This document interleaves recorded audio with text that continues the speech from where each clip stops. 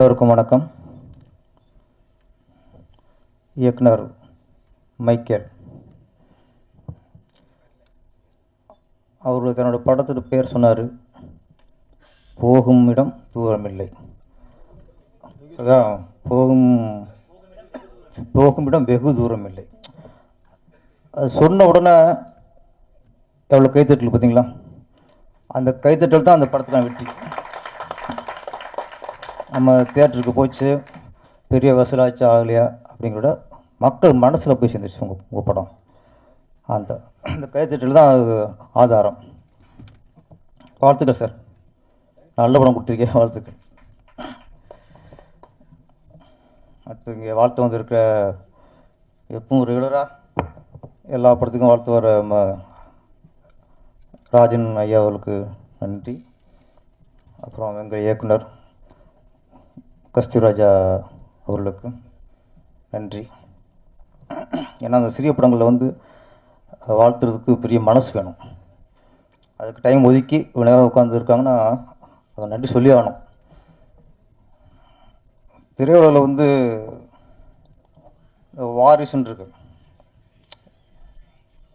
அரசியலில் வாரிசு ஜெயிக்கிறது ஈஸி, பணம் இருந்தால் போதும். ஆனால் திரையுலகில் வாரிசு ஜெயிக்கிறதுக்கு திறமை இருக்கணும். அறிமுகத்துக்கு மட்டும்தான் யூஸ் ஆகும். கஸ்தூராஜோட 2 வாரிசுகள், ஒன்று வைரம், ஒன்று தங்கம். ஏன்னா கஸ்தூராஜா இயக்குனர் பையன் அப்படிங்கிறதுக்காக டைரக்டர் கஸ்தூராஜாவோட பையன் அப்படிங்கிறனால கதாநாயகன் ஆகிட்டார். அது அறிமுகத்துக்கு மட்டும்தான். இன்றைக்கி இயக்குனராக, மிகப்பெரிய இயக்குனராக இருக்கார் செல்வராகவன். நடிகரில் இன்றைக்கி தவிர்க்க முடியாத மிகப்பெரிய விதத்தில் இருக்கார் தனுஷ் சார். இந்த வெற்றிக்கு காரணம் திறமை திறமை திறமை திறமை. அடுத்து இன்னொன்று, திறமை இருந்தால் மட்டும் பத்தாது, வெறி வேணும். ஜெயிக்கணுங்கிற வெறி, ஜெயிக்கிட்டே இருக்குங்கிற வெறி வேணும். ஒரு படம் 2 படத்துக்கு அப்புறம் நம்ம அப்பாவை மறந்துடணும். நம்ம ஜெயிக்கணும், நம்ம பெரிய இடத்துக்கு போகணுங்கிற அவங்களுக்கு அந்த வெறி இருந்தால் தான் இவ்வளோ பெரிய இடத்துக்கு வர முடியும். அதனால் சினிமாவில் வாரிசுகள் ஜெயிக்கணுங்கிறது சாதாரண விஷயம் இல்லை. அந்த அசாதாரண வளர்ச்சி தான் இன்றைக்கி தனுஷ் சாருக்கும் செல்வராகவன் சாருக்கும். அப்படி 2 பேரை கொடுத்த கஸ்தூரா சாருக்கு நன்றி.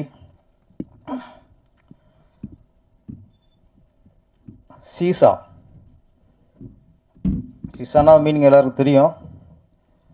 இந்த விளையாட்டும்பாங்கள, பார்க்கெலாம் பார்த்துருப்பீங்க. இந்த பக்கம் ஒரு குழந்தை, அந்த பக்கம் குழந்தை இருக்கும். ஏற்று இறக்கு அப்படின்னு விளையாட்டு. அது விளையாட்டுலே சிறந்த விளையாட்டு சீசா. ஏன்னா மற்ற விளையாட்டுலாம் வெற்றி அடையுது ஓகே, ஒருத்தன் தோக்குறத நம்ம விரும்புவோம், ரசிக்க மாட்டோம், விரும்புவோம். இதுதான் ஒருத்தன் இறங்கும்போது ஏறவன் ரசிப்பான், திருப்பி இறங்கும்போது அவன் ரசிப்பான். ஏறி இறங்கும்போது இந்த விளையாட்டு தான் விளையாட்டில் அற்புதமான விளையாட்டு. இந்த படத்துக்கு இந்த தலைப்பு எந்த அளவுக்கு பொருத்தங்கிறது படம் பார்த்தா தான் தெரியும். ஆனால் இதுக்கப்புறம் சினிமாவில் பண்ணிட்டமும் சகஜம்தான். இயக்குனர் குணா சுப்பிரமணியத்திற்கு நீங்கள் இறக்கமே இருக்கக்கூடாது, ஒன்லி ஏற்றம் தான். அவர்கிட்ட பிடிச்ச விஷயம் பக்தி, கடவுள் பக்தி. நம்ம ஒரு இயக்குனராக முயற்சி பண்ணுறோம். அப்போது ஒரு பிடிச்சிட்ட தொடர்ந்து 10-15 முயற்சி பண்ணி அதுக்கப்புறம் அப்பாயின்மெண்ட் வாங்கி அதுக்கப்புறம் அவர்கிட்ட கதை சொல்லி அந்த கதை பிடிச்சி போய் அந்த படத்து மூலமாக ஒருத்தர் இயக்குனர் ஆனார்னா நம்ம அங்கே கடவுள் நம்பணும்னு அவசியம் இல்லை, முயற்சி. அவருக்கு அது நல்லா இருக்குது, அவருக்கு திறமை இருக்குது. அந்த திறமையை புரிஞ்சுட்டு தயாரிப்பாளருங்கிற யார், சினிமா தொழில் உள்ளவர், படம் பண்ணுறவர். அது ஒரு வியாபாரம். அப்போ இந்த கதை சரியாக வரும்ட்டு வியாபாரத்துக்கு அந்த கதையை ஓகே பண்ணி அவரை இயக்குனர் ஆக்குறங்கிறது அந்த இயக்குனரோட திறமை தான், முயற்சி தான். இன்றைக்கி எங்கே கடவுள் பக்தி வேலை செய்யுதுன்னா, இங்கே இருக்க தயாரிப்பாளர் டாக்டர் செந்தில்வேலனும் அவர் திரைப்பட தயாரிப்பாளர் அல்ல, அவர் தொழில் டாக்டர். இவர் இங்கே ஒரு பேஷண்ட்டாக போனவர், இவரை பற்றி அவர் விசாரிக்க, இவர் ஒரு தொழிலை பற்றி சொல்ல, அங்கே ஒரு டாக்டர் வந்து இவரை டைரக்டர் ஆக்குறார். அங்கே தான் கடவுள் இருக்கார். அது முயற்சி, திறமைக்கலாம் அடுத்த விஷயம். அப்போ அங்கே கடவுளை நம்பி ஆகணும். இன்னும் நல்லா சொன்னார், செந்தில்வேலன் எனக்கு சிவன், சூனா மேடம் எனக்கு சக்தி. நம்ம சாமியை வந்து கோயிலில் தேடணும் அவசியம் இல்லை, அங்கே போய் சிலையில் பார்க்கணும் அவசியம் இல்லை. தக்க சமயத்தில் நம்ம வாழ்க்கையில் யார் உதவி பண்ணுறாங்களோ அவங்க தான் கடவுள். அங்கே கடவுளுக்கு உருவம் இருக்குது. இப்போ இயக்குனர் குணா சுப்பிரமணியத்தை பொறுத்த வரைக்கும் சிவனோட உருவம் நம்ம லிங்கமா அதெல்லாம் இல்லை, செந்தில்வேலன் தான். சக்தியின் உருவம் சூனா மேடம் தான். என்னைக்கு ஒருத்தர் நமக்கு உதவி செஞ்சவரை தெய்வம் நினைக்கிறாங்களோ அவங்கள உயர்ந்த மணி யாருமே இல்லை சார். இங்கே குணா சுப்பிரமணியங்கிறது அவர் இயக்குனர் அப்படிங்கிறத விட முதல்ல ஒரு நன்றியுள்ள மனிதராக இருக்கார். அந்த அந்த நல்ல உள்ளமே நம்மளுக்கு வெற்றிக்கு வழிவகுத்துறோம். அப்புறம் தயாரிப்பாளர் வெற்றிவேலன், சரி செந்தில்வேலன், அவர் மருத்துவராக இருந்தால் கூட அவருக்குள்ள ஒரு கலைஞர் இருந்திருக்காரு, அவங்களுக்குள்ள கதாசிரியர் இருந்திருக்கிறார் சார். நம்மளை பொறுத்து எல்லாருக்குள்ளேயும் ஒரு கதை இருக்குது சார். எல்லா மனிதருக்குள்ளேயும் ஒரு ஒரு பிரச்சனை இருக்கும், ஒரு கதை இருக்கும். அது அவங்களுக்கு கதையாக தெரியாது.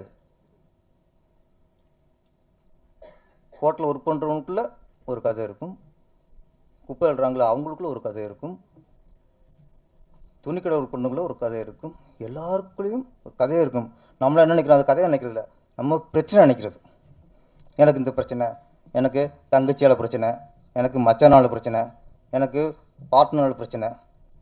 எல்லாருமே நமக்குள்ள கதையை பிரச்சனை சொல்லிட்டு இருக்கோம். ஆனால் டாக்டர் தான் அவருக்குள்ள பிரச்சனையை கதையாக சொல்லியிருக்கார். அப்போ நம்ம பிரச்சனையாக இல்லாமல் அதை கதையை பார்த்தாலே அதை ரசிச்சிடுவோம், நம்ம டெவலப் பண்ணுவோம் கதையை. அப்போ நமக்குள்ள பிரச்சனையை அதை நீ கதையை நினச்சி பாருங்கள், இது இப்படி போனால் எப்படி இருக்கும், இப்படி போனால் இப்படி நினச்சி பார்த்தாலே அங்கேயே நம்மளுக்கு இந்த மன அழுத்தம் போய் தேவையில்லாத ஒரு மன உளைச்சல் பிரச்சனை அதெல்லாம் போய் ஈஸியாயிரும். இன்றைக்கி இந்த மேடை கற்றுக்கிட்டது நட்டி சார், எந்த பிரச்சனை சரி இது ஒரு கதை அப்படின்னு நம்ம கதையை உருவாக்கிட்டா முடிஞ்சு போச்சு, பிரச்சனை ரொம்ப சால்வ் ஆயிரும். அதனால் ஒரு நல்ல கதாசிரியர் நம்ம திரையுலகம் கிடச்சிருக்காரு. கதாசிரியர் மட்டும் இல்லை, பாடலாசிரியர். இப்போ நான் தான் பாட்டு எழுதுனேன். நான் ஒரு 15 வருஷம் இப்போ ஃபீல்டில் இருந்து அப்புறம் கம்போசிங் போகும்போது அந்த டியூனை கேட்டுட்டு நானாக சில இப்போ டம்மியா வாரிலாம் போட்டு ட்ரெயின் அப் பண்ணி தான் நான் டயர்ட் ஆனதுக்கப்புறம் என் படத்தில் பாட்டு எழுதினேன். அது ரொம்ப ஈஸி, நம்ம இடத்துக்கு நம்ம எழுதுறதுலாம் ரொம்ப ஈஸி. அடுத்தவங்க கொடுக்குறத நம்ம அதுவும் திறமையான மற்றவங்க திறமை நம்மளுக்கு டெவலப் பண்ணிக்கிறது தானே. ஆனால் எடுத்த உடனே கதை, அடுத்து பாடல்.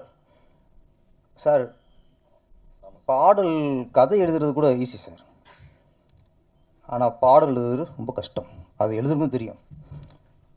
அதுவும் இப்போ உள்ள மியூசிக் டேரக்டருக்கெலாம் அவங்க போகிற டியூனுக்கு வார்த்தையை போட்டு ரொம்ப கஷ்டம். அப்போல்லாம் கொஞ்சம் இழுப்பாங்க, அப்படியே வார்த்தை போட்டுருவான், ஓவோமா ஊர்கோலம் ஈஸி வார்த்தை விழுந்துருவான். இப்போ அப்படி இல்லையா, டட்டக்கு டக்கு டட்டக்கு டக்கு எங்கிட்ட வார்த்தை தர்றது. ஒரு வார்த்தையை மடக்கி கரிச்சு இப்போ மடித்து பேண்டுக்கு வைக்கிற மாதிரி இருக்கு. இப்போ அப்போல்லாம் அப்பல கரிச்சு பயணம் பண்ணுற மாதிரி. அப்போ இந்த சூழலில் இப்போ உள்ள மியூசிக் டைரக்டருக்கு பாட்டு எழுதுறது மிகப்பெரிய சவால். அந்த சவாலில் ஃபஸ்ட்டு வெற்றி அடைஞ்சிட்டாரு நம்ம ப்ரொடியூசர். அதில் ஒரு வரி இருந்துச்சு, சூப்பர் வரிங்க. இந்த பூகோளத்தில் முதல் தலைவன் தமிழன் தான். இந்த பூமியிலே முதல் தலைவன் முதல் மனிதனும் தமிழன் தான். ஆனால் நம்ம பெரும்பேசிட்டு கொண்டிதான் நாங்கள் தான் ஆதி தமிழன், நாங்கள் தான் மூத்த தமிழன். மற்றவன் சொல்ல மாட்டான். நம்ம பெருமையை நம்ம சொல்லாமல் வேறு யார் சொல்கிறது? அப்போ உண்மையை திருப்பி சொல்லிட்டு இருந்தால் தான் நமக்கே நம்ம தான் மூத்த குடிமகனும் அப்படின்னு ஞாபகத்துக்கு இருந்துக்கிட்டு இருக்கோம். நல்ல வார்த்தை போட்டார்.